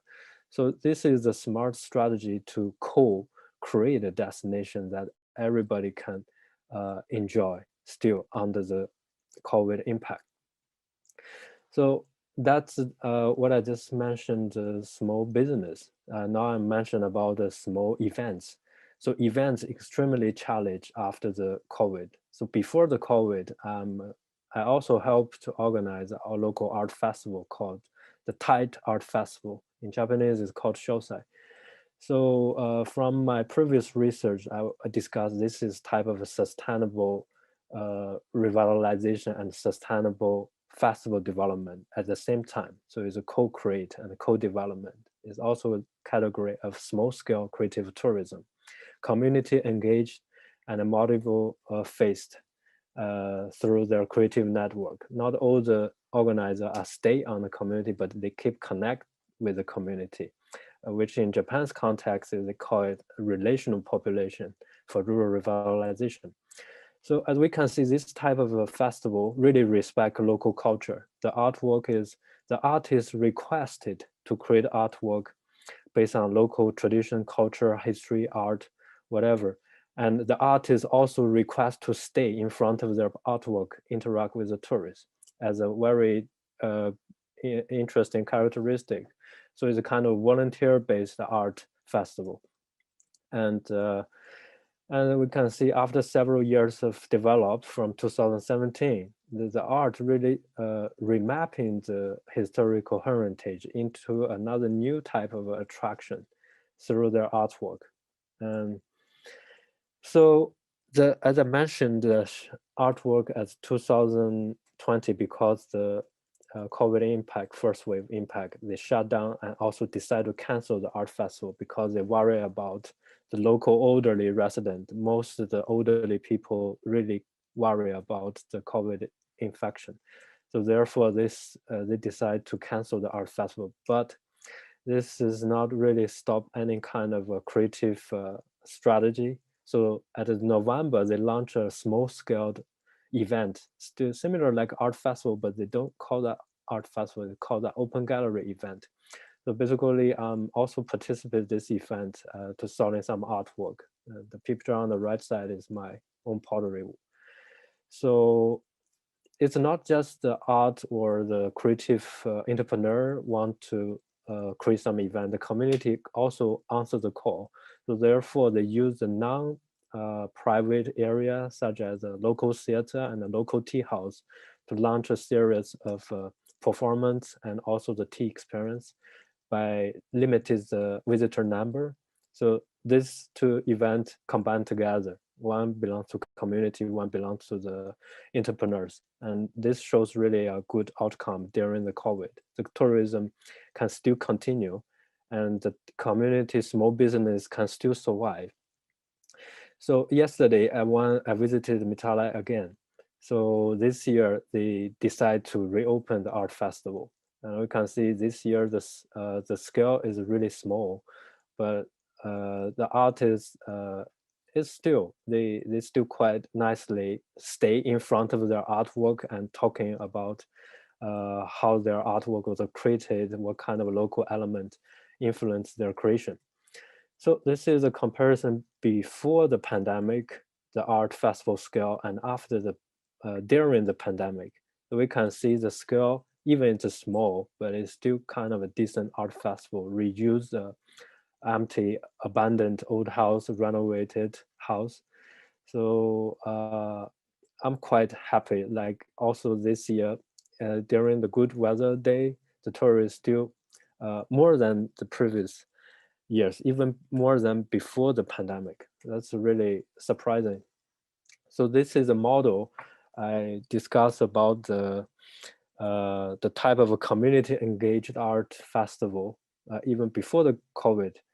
But this color indicates the green color is after the pandemic. I found out this model still kind of, for example, creative enhancement, and is bottom up, is running great at a small scale, and is co-developed the destination, is socially engaged with the current issue of depopulation, and also is not just art come from outside. It's a co-creation process influenced by community culture and the new type of art. And it also shows a good partnership in the region, because all the artists this year, they decide small scale, so only the regional artists can come to the island, not really the artists from far away. And also their network and creative retention got really expanded.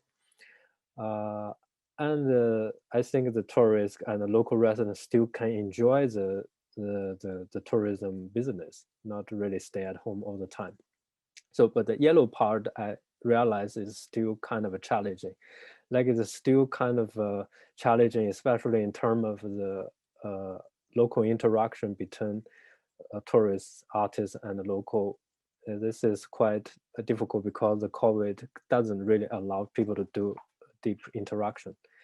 And also, even the Japanese government launched a series of go-to campaign to support local business, but the policy support for community building is still really weak in the rural context. So this model and this topic still need some time to keep monitoring, because so far we can't really give any solid conclusion of what kind of a post-COVID world tourism in the heritage side, especially in rural, looks like. So this from here is my new finding and observation. In terms of the tourist visitor rate, so as I mentioned before the COVID, is kind of under tourism, even not enough tourism. At the beginning of COVID, there is no tourism at all. So the town kind of back to a no, this kind of really dead mode, only the local resident. So at the current stage, there's more visits than even before. So I think this is a really good opportunity for local business to become more creative.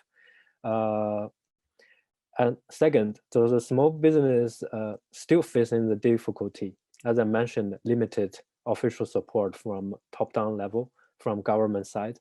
And also they still keep concerning the long-term elderly people's worry about the people might bring the virus to the town.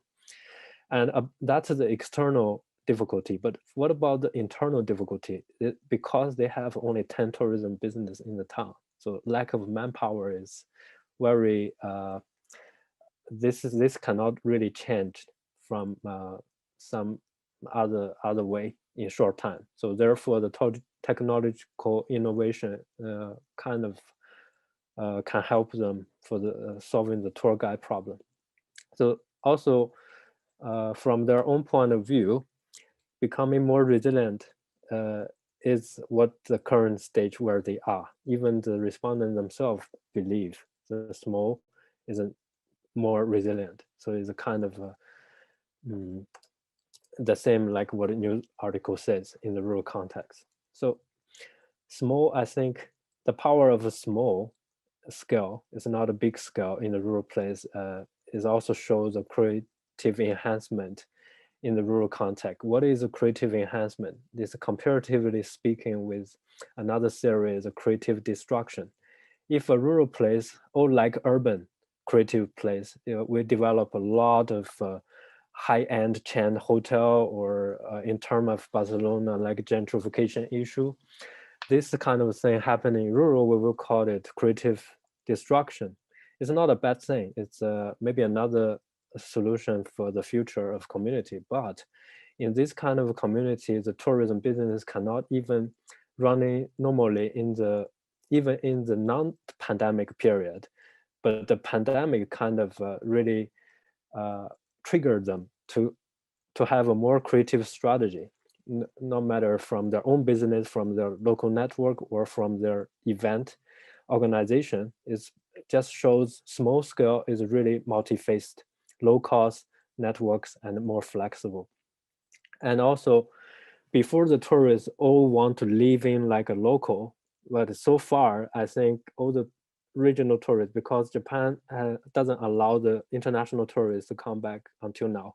So therefore, there are mainly regional tourists. So before, everybody want to live in like a local, but now I think everybody experience local like a foreigner. So in term, this is also kind of a local business also try to provide a new creative experience for the tourists. So in terms of a small business and event, I think is really contribute to sustainability, especially for those marginal or peripheral island community. So its creative shows more social resilience, not just sustainability in this in the current stage. So also I found the online, both online and offline community tourism promotions keep going on every day. So far this study still need a long-term monitor. So that's back to the conclusion. So for this topic, I mentioned about the network community, small business, and their creative event. So in the previous research, I talk about the revitalization as a co-development, and it really shows community outcome, not just the tourism revenue. So in that case, I call it augmented reality in the pre-COVID period, but during the pandemic, the creative enhancement in this case really shows the social resilience. It's a building strong resilience for not just tourism, also for the community. So I would just call it co-creation 2.0 during the pandemic period. Okay, thank you very much. Hope I didn't use too much time. Thank you very much, Meng. I think it was, as you said, it was great how you showed us how an event can adapt and rescale itself to fit new challenges. And the maps that you showed us actually show, new challenges and new ways of how they're deciding, locals inside, tourists outside, or only regional artists are welcome. I think there's like different challenges and different ways of, dealing with COVID and tourism. And thank you for showing us that. Our next presentation will be done by Carlos Hiriart Pardo. Hi, Carlos. I'm sorry that we're a little bit off the timing, but we're trying to get there. And Carlos is born in Morelia, Michoacán. He's an architect from the University of Guanajuato. He has obtained his master's in land use planning and regional development at Laval University in Quebec. He has done his PhD in architecture at Michoacán University of San Nicolás de Hidalgo. He's a research professor in the graduate division at the Faculty of Architecture. He was part of the technical committee that integrated the file to support inscription of Historic Center of Morelia on the World Heritage List. He's a national vice president of the Mexican ICOMOS from 2015 to 2017. He's a member of the International Committee for Cultural Tourism of ICOMOS. His research lines are conservation of urban architectural heritage, management and functional dynamics on tourism in World Heritage cities, cultural and religious tourism, heritage economics. Carlos is going to present to us. His presentation is Tourism and Pandemic in Morelia, Mexico, Challenges and Strategies in the Management of a World Heritage City. Carlos, whenever you're ready, I have... I'm ready, Cynthia. Can you hear me well? Yes. Okay. Well, thanks for the invitation. It's a pleasure to be here with this exceptional team and speakers. I'm going to show you a case of study. It's Morelia. Like Cynthia said, I born in Morelia. I love Morelia, and I hope soon you can be here. Okay, the next, Cynthia? Yes. Thank you. Well, now I show you where we are. Morelia was founded in 1941. The metropole have around 1 million of residents. Then we have a federal zone of historic monuments with 270 hectares. 50 squares and many gardens, many open spaces, and are around around 1,000 of monuments, historic monuments, and UNESCO declared Morelia like a World Heritage Site in 1991. The next Cynthia. In the Declaration of Exceptional Universal Value, they reconnu, UNESCO reconnu the reticular trace of that combines the urbanist theories of Renaissance Spain and Mesoamerican experience. See, Morelia have a unique architectural and urban heritage with exceptional examples of Baroque and neoclassic architecture. Morelia also was the birthplace of important personalities of the independence of Mexico, who participated in the independence of Mexico. The next city. See. The Ciaud Center is an exceptional tourist heritage destination in Mexico, a very competitive between the 10 cities, World Heritage cities in Mexico. I said we have a lot of open spaces, a beautiful heritage. We have one of the most important cathedrals in America.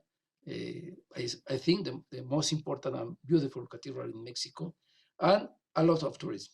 The tourism, the economy of Morelia, of the city of Morelia, is based in the tourism activity.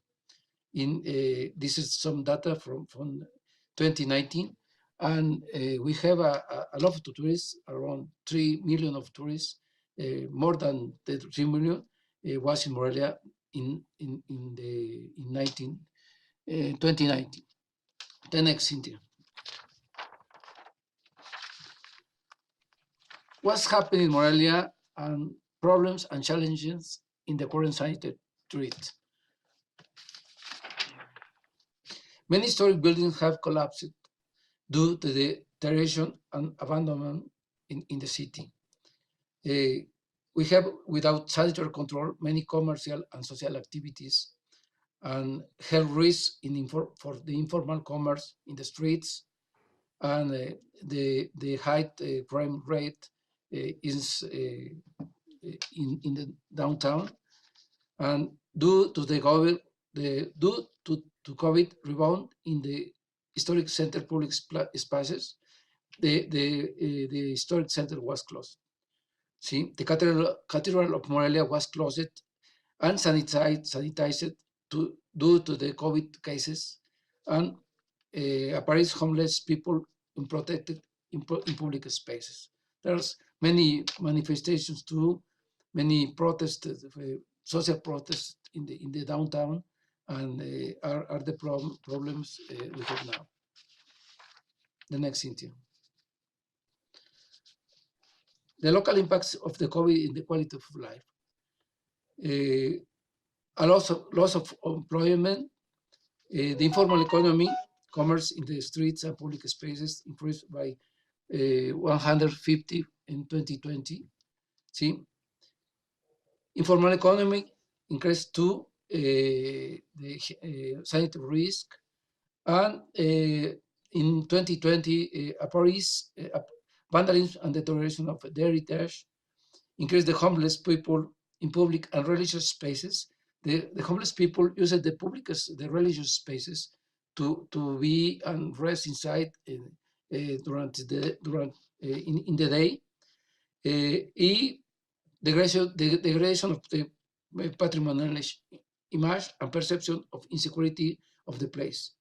And we don't have financial support to conserve the private architectural heritage. Only the support is for the public and relevant architecture of the city. See, and now we have around 20,000 residents only in the historic center. The next city. There are confusing and contradictory management strategies against COVID. With ambivalent measures to address COVID, delayed responsive actions, limited contingency forecast, historic center area are one of the most risks for the infection in 2020. See, like I said, many groups have an appropriation of public spaces for manifestations on reclaims, social reclaims in downtown. And we identify two actions confronted between the government of the city of Morelia with the government of the Michoacana state. Is in Morelia there are the two powers, and the politics are not the same always. The next, Cynthia. Okay, this is some examples of the problems, and I need to say these problems are not only from Morelia. And in recent reunions and conference, we saw how these problems are very, very frequently for the all heritage cities in Mexico and World Heritage City, in the 10 World Heritage City in Mexico. The homeless people, the people who use the religious places, open religious places for rest, and the manifestation and protest in the downtown, and a lot of aggressions to the city for these groups now. Then the next. What happened with the tourism activity? I said the Morelia economy is based in tourism. We have a wonderful city,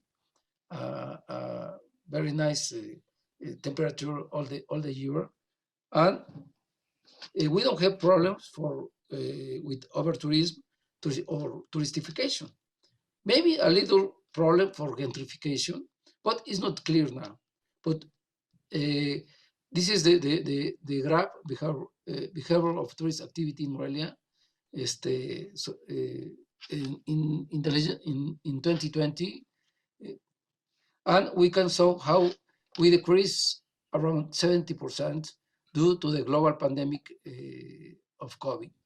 See, this data is taken from the municipal government, and we cross the data with the hotels owners.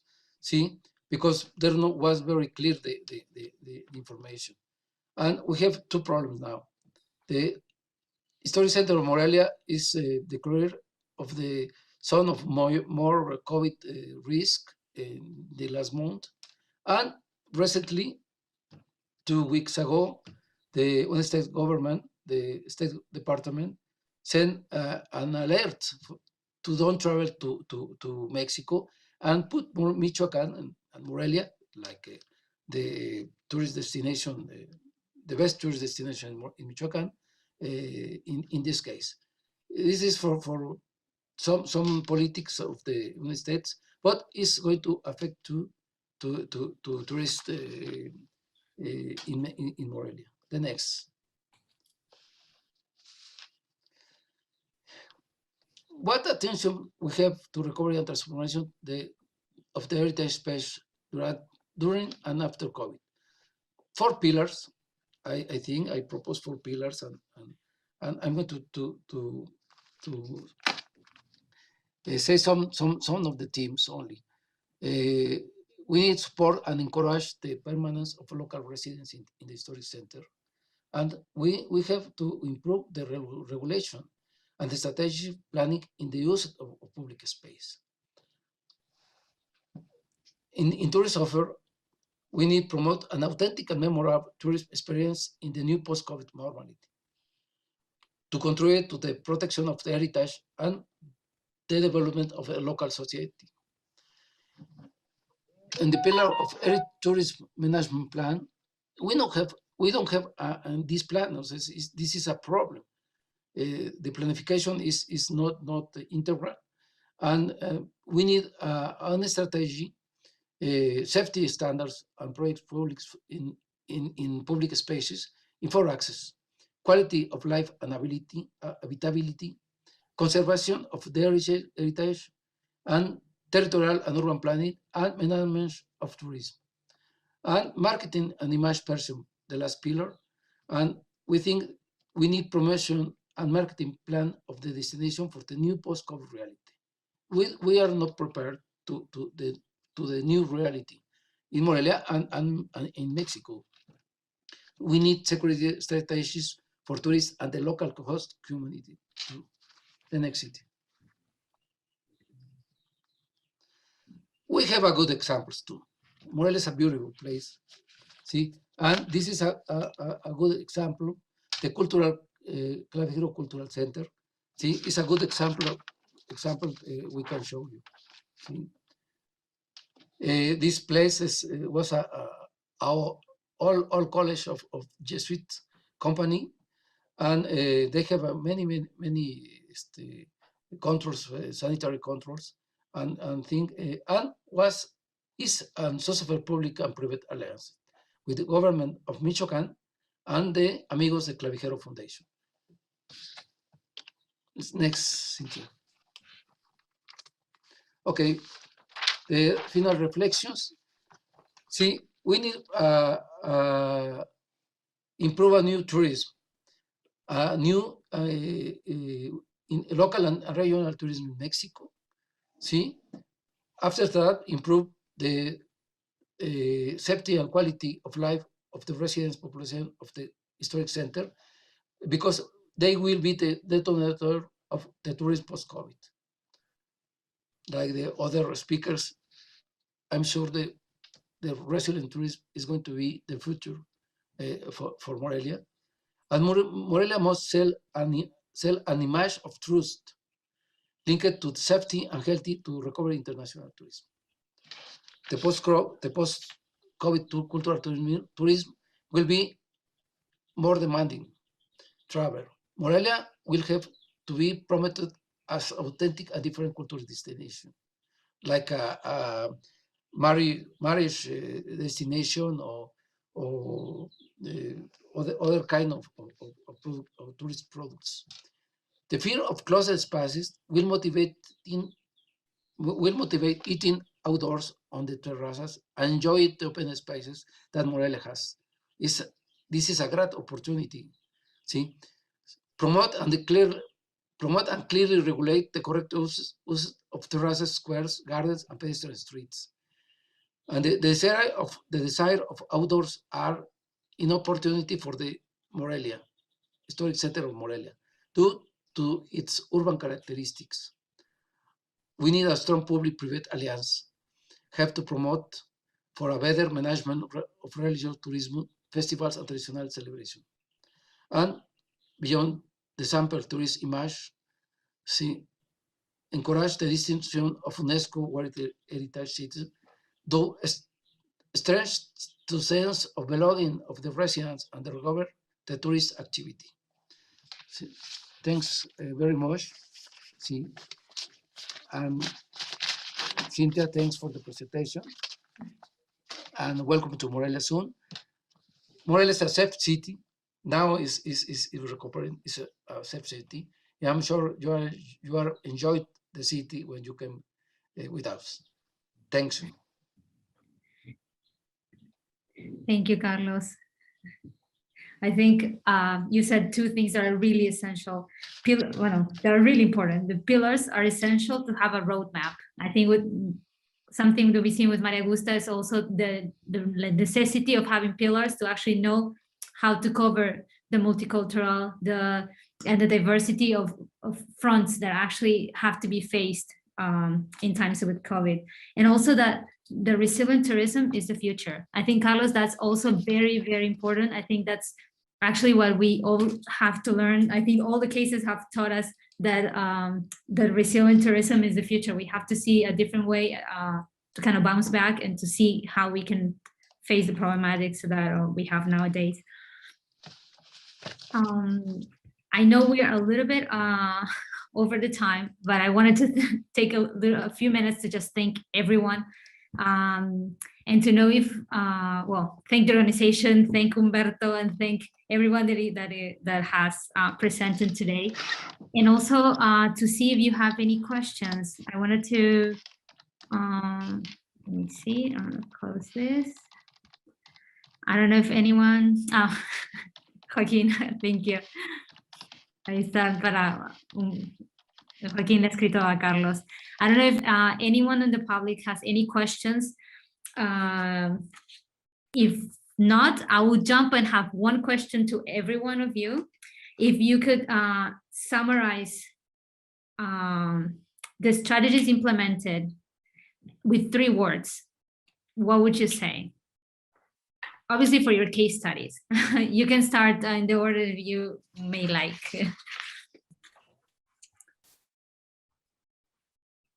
Or we can go in order. I don't know if Isber is still with us. Yeah. Yes. If you can summarize the strategies that you see with 3 words, what would you say?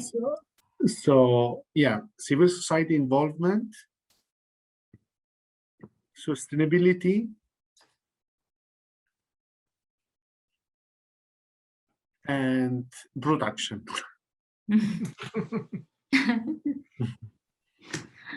Production of heritage. Yes.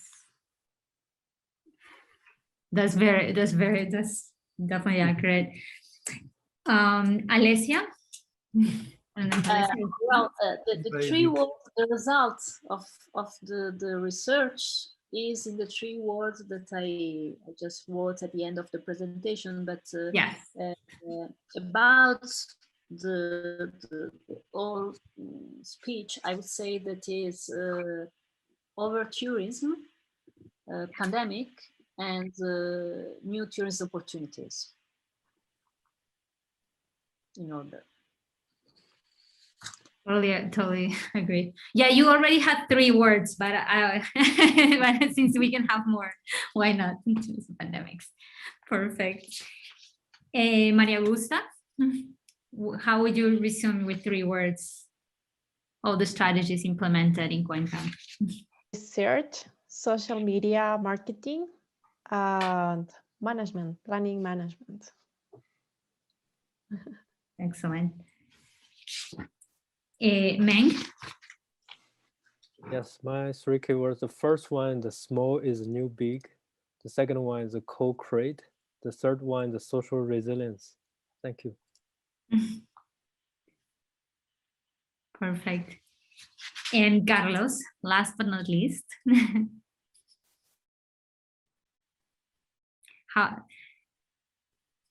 Wait, we don't hear you. Hold on. Okay, two ideas, transversal planning.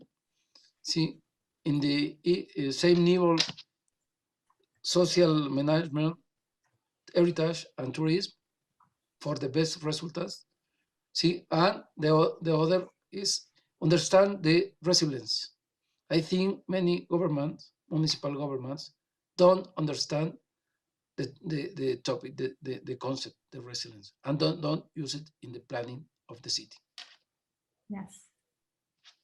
Yeah, totally agree. Actually, I think in the presentation, Isber mentioned something like that as well. And Joaquin also says, friendly, respectful, and culturally enriching tourism. Very true. That's very true. Oh, I don't know if Karine, if Humberto wanted to do some closing words. I don't know, maybe Fernando that follow us in all the session. Please, Fernando. Okay. Yes, okay. Well, first of all, thank you very much to everybody. It has been a very interesting, even fascinating session. I think Cynthia has done a very good summarizing of each one of the presentation, but I think they have emerged some fascinating topics. We need to come back over them perhaps in the future. I would mention only a little bit. So the idea of systemic problem of heritage and tourism, because it's connected to so many different issues, even surprising issues like language problem, for instance. Another very interesting issue is the emergency of the digital world as a very strong tool, and some concepts which I think are very interesting. The idea of touristification, for instance. So and the idea of reversing this issue of consequence and cause of the pandemic phenomenon. And there are many more.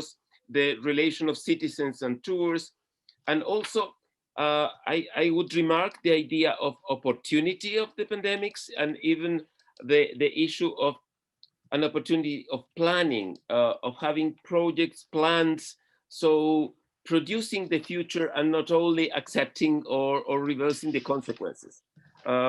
Also the idea of creativeness, the idea of balance, the idea of scale, and and putting an eye on the rural world are also fascinating topics that this session has raised. So thank you very much.